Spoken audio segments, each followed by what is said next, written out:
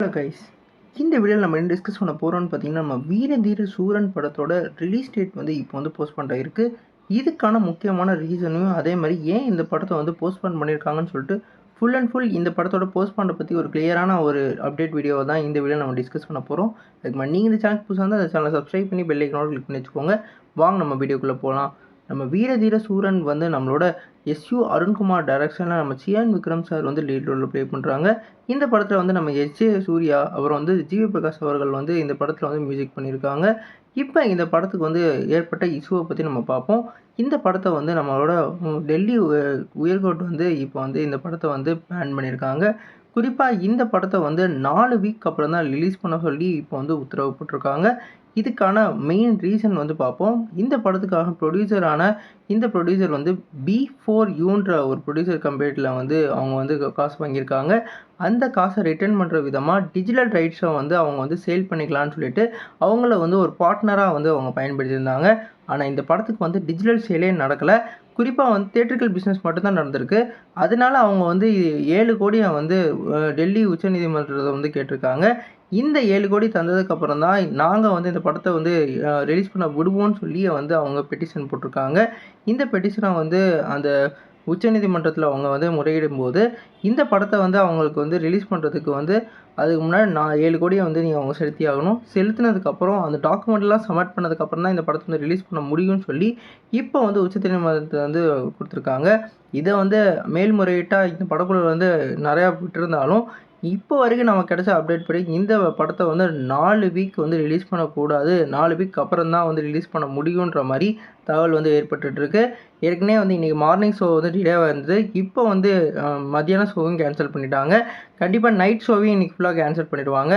நாளைக்கு வந்து ரிலீஸ் ஆகுமா இல்லையா அப்படின்றது தான் இப்போ நிறையா நம்மளோட சியான் விக்ரமோட ஃபேன்ஸ் சார்பிலேருந்து இருந்துகிட்ருக்கு. ஆனால் இப்போ நமக்கு கிடைச்ச அப்டேட் படி இந்த படத்தை வந்து 4 வீக் அப்புறம் தான் வந்து ரிலீஸ் பண்ண விடுவாங்கன்னு சொல்லியிருக்காங்க. நம்ம சியான் விக்ரமுக்கு ஏன் இந்த மாதிரி ஒரு நிலைமைன்னு நமக்கு சத்தியமாக தெரியல. குறிப்பாக அவரோட நடிப்புக்கெல்லாம் தீனி கொடுக்குற அளவுக்கு இந்த படத்தோட கண்டென்ட் இருக்குதுன்னு சொல்லியிருக்காங்க. நான் அதை வந்து நம்மளால் வந்து அதை அனுபவிக்க முடியாத ஒரு நிலையில் இப்போ இருக்குது. ஒரு வேளை 4 வீக் அப்புறம் ரிலீஸ் பண்ணாலும் எந்த டைமில் அவங்க ரிலீஸ் பண்ணுவாங்கன்னு தெரியல. ஏன்னா நீங்கள் நல்லா பார்த்துட்டிங்கன்னா ஏப்ரல் 10ஆம் தேதி வந்து நம்மளோட குட் பேட் அக்லி அந்த படம் வந்து லாக் பண்ணி வச்சுருக்காங்க. அதனால் அந்த டைமும் ரிலீஸ் பண்ண முடியாது. ஏப்ரலுக்கு அப்புறம் ஒவ்வொருத்தங்களும் நம்ம மே 1ஆம் தேதி நம்ம ரெட்ரோ ரிலீஸ் ஆக போகுது. அதுக்கப்புறம் வந்து நம்ம கூலி அப்படி இப்படின்னு வரிசையாக அடுத்தடுத்த படம் வந்து அப்படியே இருக்குது. அதனால் அவங்க வந்து ஒரு சாலிடான ஒரு டைம் கேப் கிடைக்காது. அதனால் இந்த டைமை விட்டுட்டால் அவங்களுக்கு வந்து ஒரு நல்ல ரிலீஸ் டேட் கிடைக்கிறது ரொம்பவே கஷ்டம். அவங்க வந்து இப்போயே இந்த படத்தோட ஷார்ட் லிஸ்ட்டெல்லாம் இஷ்யூவெல்லாம் வந்து கிளியர் பண்ணி ரிலீஸ் பண்ணால் தான் அந்த படக்குழுக்கு வந்து ஒரு நல்ல ப்ராஃபிட்டபிள் மூவியாக இது இருக்கும்.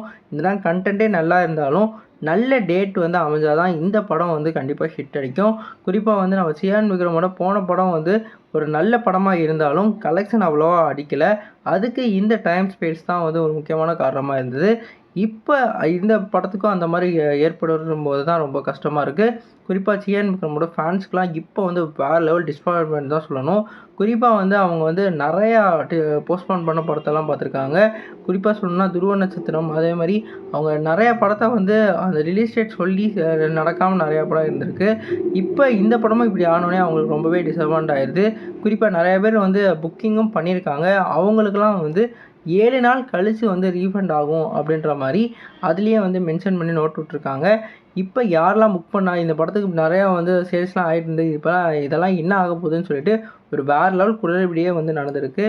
இப்போ நமக்கு இது கிடைச்ச அப்டேட் படி இன்றைக்கி ரிலீஸ் ஆகிறதுக்கு வாய்ப்பே கிடையாது.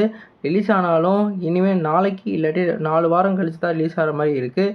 சியான் விக்ரம் இதுக்கப்புறம் அந்த படக்குழு அந்த என்ன பண்ண போகிறாங்க அப்படின்றத தான் நம்ம வெயிட் பண்ணி பார்க்கணும். குறிப்பாக இந்த மாதிரி ஒரு சம்பவம் நடக்கவே கூடாது. எப்படி இருக்க போதும் நம்ம வெயிட் பண்ணி பார்ப்போம். அதுமாதிரி நீங்கள் இந்த சேனலுக்கு புதுசாக இருந்தால் இந்த சேனல் சப்ஸ்கிரைப் பண்ணுங்கள். இந்த டிசப்பாயின்ட் பற்றி இன்னும் கமெண்ட் பண்ணுங்கள். இந்த வீடியோ உங்களுக்கு சாட்டிஸ்ஃபை லைக் பண்ணுங்கள். இந்த சேனலுக்கு புதுசாக சப்ஸ்கிரைப் பண்ணுங்கள். நன்றி.